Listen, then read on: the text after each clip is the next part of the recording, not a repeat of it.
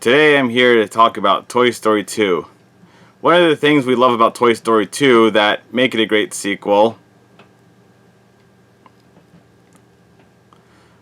is that it does such a great job of diving deeper into the lore of Sheriff Woody and Buzz Lightyear and their lineage as toys.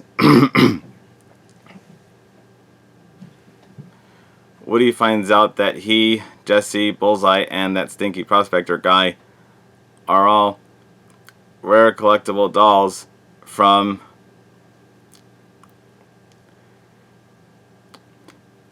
an old Western kids TV show from the 1950s known as Woody's Roundup. The subplot is about Rex playing and losing a Buzz Lightyear video game and wanting to figure out how to defeat Zurg.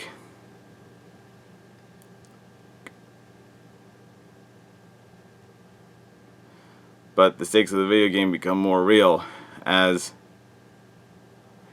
elements of it creep into the real world as we see the actual outside of the video game counterparts of Buzz Lightyear and Zurg from that game in Al's Toy Barn.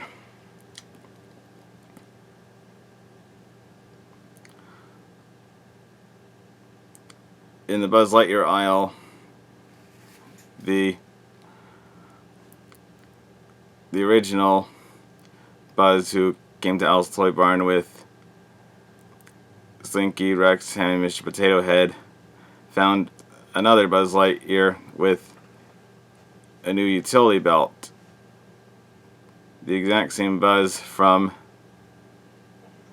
that video game. He also had the same utility belt with the space shuttle on the front, and I know this is not a coincidence at all. Then the two Buzz Lightyears got into a fight, and the new Buzz locked the original Buzz into one of those rocket shape packages, but then he got out and fall down, and he knocked down a bunch of boxes from the bargain bin to get the sliding doors open. But then the box with Zurg got stuck at the front, so then Zurg finally popped out of there. Fortunately, he waited 20 seconds before he started running after Buzz Lightyear, and Buzz was already very far away from him at that point, and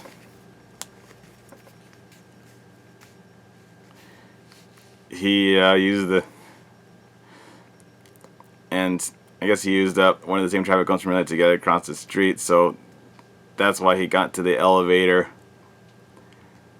much earlier than Zurg. I can only imagine how hard it must have been for Zurg to cross the street if he didn't find one of those traffic cones to cover himself up. Makes me wonder what any of the drivers thought if they saw him moving there. And then the real Buzz came in and stopped the new Buzz and the other four toys as they were trying to make a run for it with Woody.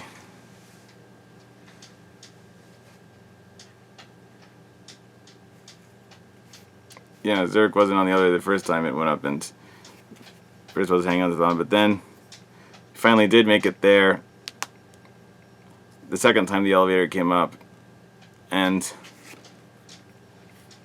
two Buzz Lightyears along with Rex, Slinky, Ham, Mr. Potato Head continued to follow Al.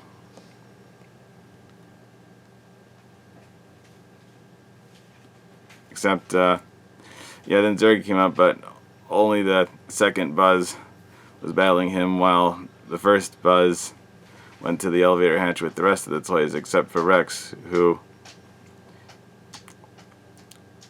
watched the final battle of the Buzz Lightyear video game unfold in person.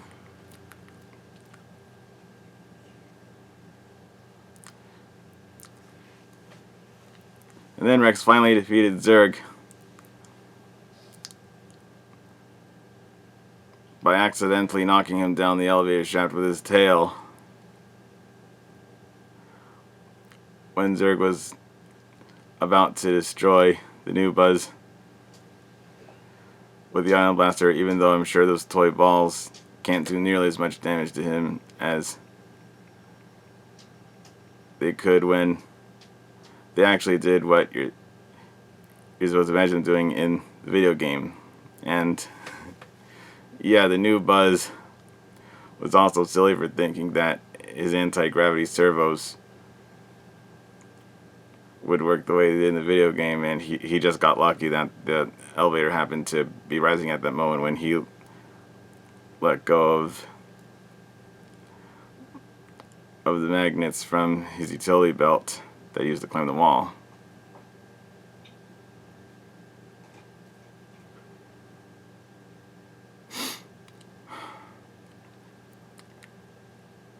And Rex was glad they finally beat Zurg, so I guess if he wanted to beat Zurg in that video game, all he'd have to do is figure out how to get Buzz to knock Zurg off the edge before he blasts him.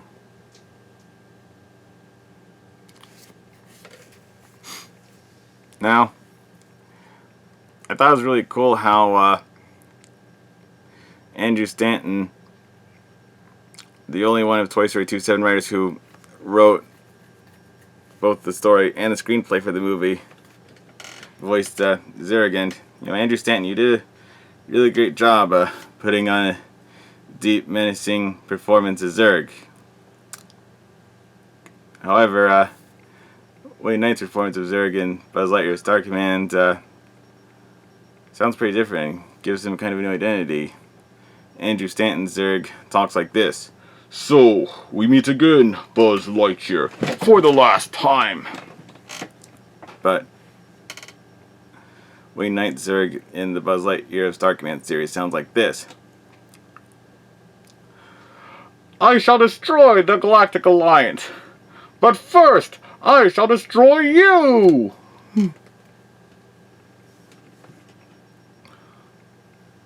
For the last time.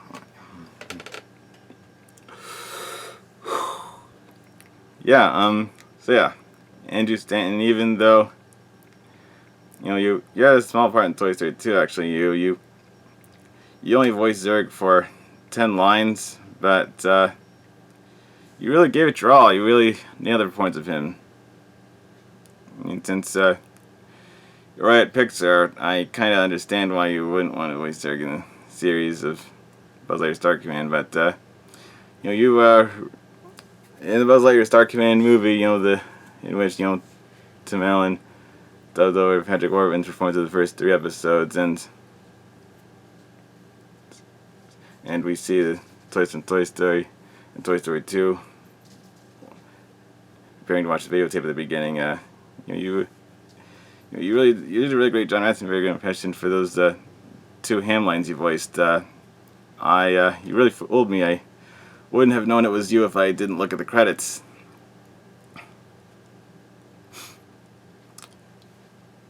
I mean, I kind of thought your Zurg voice was better than Wayne Knight because you made him sound deeper and menacing as he probably should be. And let me just say, I really like how Toy Story 2 and Buzz Lightyear Star Command, with the dynamic between Buzz and Zurg, were referencing Star Wars before it was cool and Disney bought Lucasfilm.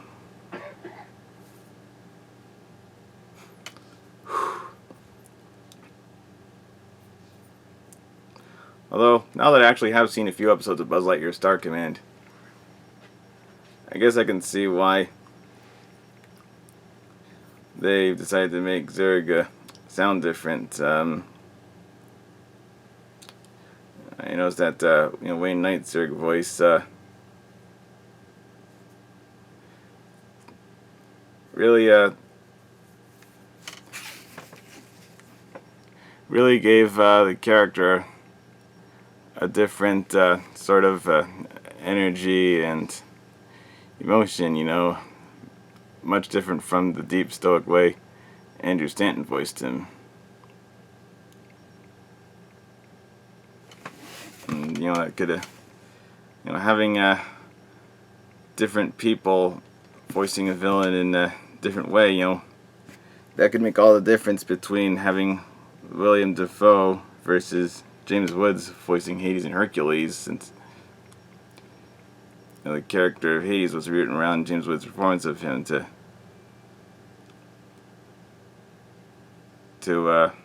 make him a less serious villain. And I think that Bob Shelley and Mark McCorkle may have been going in that direction when they got Wayne Knight to voice Zurg in Buzz Lightyear Star Command. Plus, I think it's very funny having Zurg share the same voice actor who played Alan Toy Story 2, because they acted like vastly different types of villains back in that movie. Al was a lot more silly than Zurg, so it's kind of funny to see their identities mashed together, with Wayne Knight being the main voice for Zurg in that Buzz Lightyear Star Command follow-up series.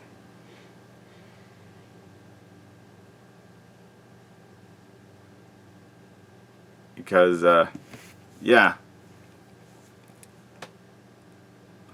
Zurg had a lot of extended dialogue, I guess it's good to have him show more emotion with Wayne Knight's voice than having somebody else try to do the same kind of deep voice that Andrew Stanton did for him originally. But yeah, I know a lot of you Toy Story fans might not remember this, but Buzz Lightyear Star Command, that was a pretty great show from the early 2000s, and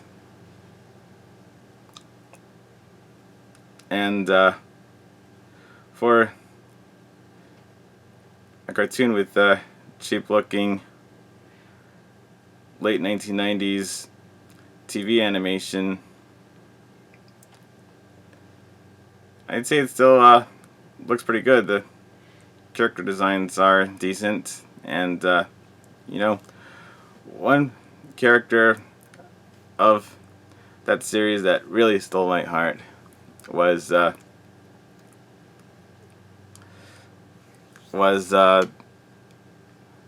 big red creature who read the whole training manual and started out as a janitor, but then he got to be one of Buzz Lightyear's 3 partners, Booster. Yeah, Stephen First did a really great job voicing Booster. Rest in peace, Stephen First. I will always miss you, but I will never forget you and the endearing performance you put on as Booster in Buzz Lightyear Star Command. So, anyways, if you saw and enjoyed Toy Story 2, chances are you'll also like Buzz Lightyear Star Command.